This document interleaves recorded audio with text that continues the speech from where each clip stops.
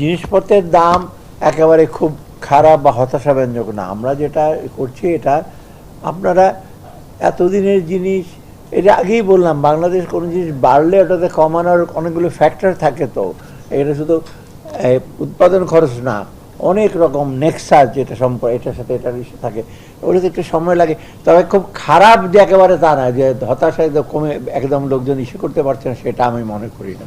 আমার মনে হয় মোটামুটি সন্তোষজনক অবস্থা আছে।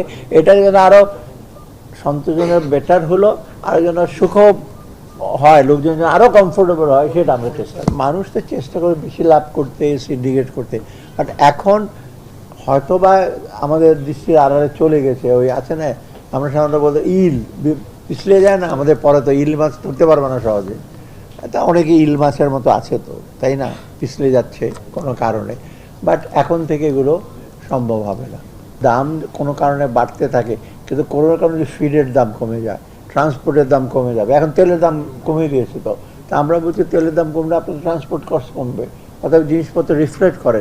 বাংলাদেশের ওই টেন্ডেন্সি উপরের দিকে ওঠে আর নিচের দিকে নামে না, সেই এটা চলবে না, নামতে হবে।